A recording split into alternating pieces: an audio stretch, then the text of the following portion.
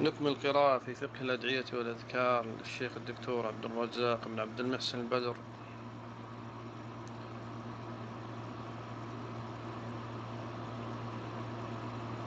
والدرس اليوم بعنوان أذكار النوم. قال المؤلف رحمه الله تعالى وحفظه: إن من الأوراد المباركة التي كان يحافظ عليها النبي الكريم صلى الله عليه وسلم كلما أوى في الليل إلى فراشه لينام ما ثبت في الصحيحين عن أم المؤمنين عائشة رضي الله عنها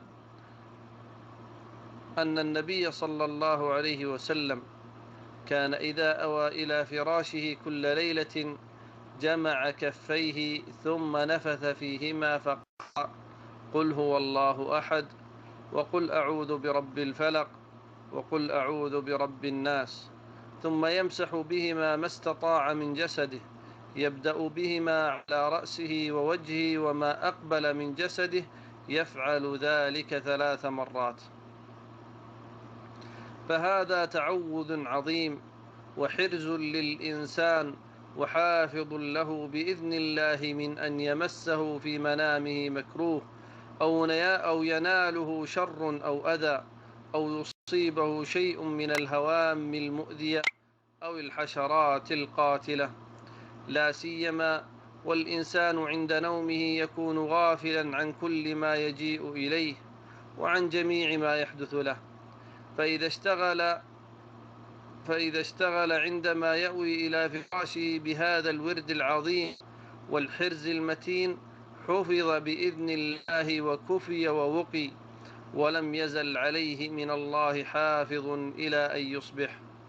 وهذا يؤكد أهمية محافظة المسلم على هذا الورد كل ليلة عندما يأوي إلى فراشه لينال هذا الحفظ ولتتحقق له تلك العناية والرعاية. وقد كان رسول الله صلى الله عليه وسلم يحافظ على هذا الورد أشد المحافظة، ولا يترك قوله في كل ليلة. ومما يدل على عظم عناية النبي صلى الله عليه وسلم به ما ثبت في بعض طرق الحديث أن عائشة رضي الله عنها قالت: فلما اشتكى صلى الله عليه وسلم كان يأمر أن أفعل ذلك به.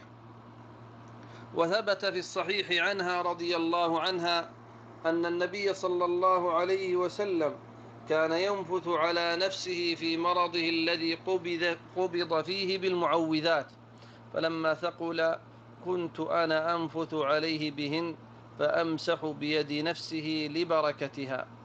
فكان صلى الله عليه وسلم يحافظ على هذا التعوذ مع اشتداد المرض عليه، فيقرأ صلى الله عليه وسلم هذه السور وينفث في يده الشريفة، ويأمر عائشة رضي الله عنها أن تمر يده على جسده لعدم تمكنه من فعل ذلك بسبب المرض والوجع. وقول عائشة رضي الله عنها في الحديث: كان إذا أوى إلى فراشه، أي إذا رجع إليه وضمه فراشه ودخل فيه، ومنه المأوى وهو المكان الذي يأوي إليه الإنسان. وقولها كل ليلة فيه دلالة على محافظة النبي صلى الله عليه وسلم على هذا التعوذ في جميع لياليه. وقولها جمع كفيه أي ضم يديه وألصق إحداهما بالأخرى وهما مفتوحتان إلى جهة الوجه ليباشر النفث فيهما. وقولها ثم نفث فيهما أي اليدين، والنفث شبيه النفخ وهو أقل من التفل، وهو خروج الهواء من الفم مع شيء يسير من الريق. وقولها ثم مسح بهما ما استطاع من جسده فيه دليل على أن السنة أن يمسح بيده ما استطاع مسحه من بدنه. ومما ينبغي أن يعلم هنا أن مسح الوجه والبدن خاص بهذا الموطن، ولا يصح أن يعمم في كل ذكر أو دعاء، ولم يثبت عن النبي صلى الله عليه وسلم في ذلك حديث. ولهذا قال شيخ الإسلام ابن تيمية رحمه الله: وأما مسحه وجهه بيديه فليس عنه فيه إلا حديث أو حديثان لا تقوم بهما حجة. وقولها يبدأ بهما على رأسه ووجهه وما أقبل من جسده فيه بيان أن السنة أن يبدأ المسلم بأعالي بدنه فيمسح على رأسه ووجهه وما أقبل من جسده ثم ينتهي إلى ما أدبر منه. والسنة أن يفعل ذلك المسلم 3 مرات تأسيا بالرسول الكريم صلى الله عليه وسلم. ثم إن السورة الأولى من هذه السور 3 قد اشتملت على ذكر صفة الرب جل شأنه، بل أخلصت لبيان تلك الصفة، ولهذا سميت سورة الإخلاص، لأنها مشتملة على إخلاص التوحيد العلمي لله تبارك وتعالى. ولو قيل لأحد من هو الله فاكتفى في الجواب على هذا السؤال بتلاوة هذه السورة لكان الجواب وافيا كافيا. والأحد هو المتفرد بالكمال والجلال الذي له الأسماء الحسنى والصفات الكاملة العليا والأفعال المقدسة العظيمة الذي لا نظير له ولا مثيل. والصمد أي المقصود في جميع الحوائج، فأهل العالم العلوي والسفلي مفتقرون إليه غاية الافتقار، يسألونه حوائجهم ويرغبون إليه في مهماتهم، لأنه العظيم الكامل في جميع أوصافه ونعوته. ومن كماله سبحانه أنه لم يلد ولم يولد لكمال غناه، ولم يكن له كفوا أحد، لا في أسمائه ولا في أوصافه ولا في أفعاله تبارك وتعالى.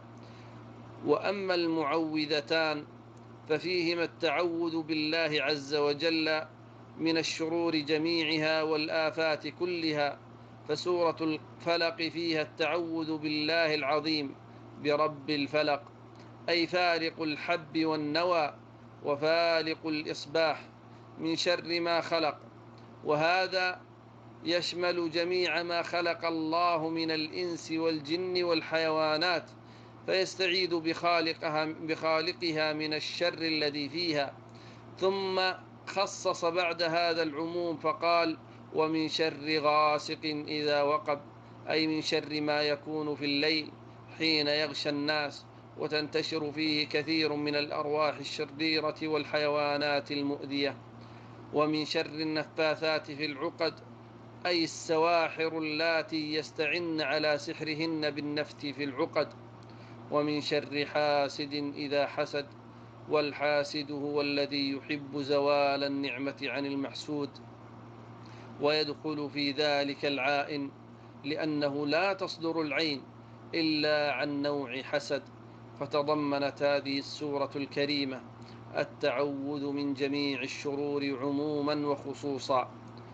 وسورة الناس فيها التعوذ برب الناس ومالكهم وإلههم من الشيطان الرجيم الذي هو أصل الشرور كلها ومادتها وأساس بدوها وفشوها.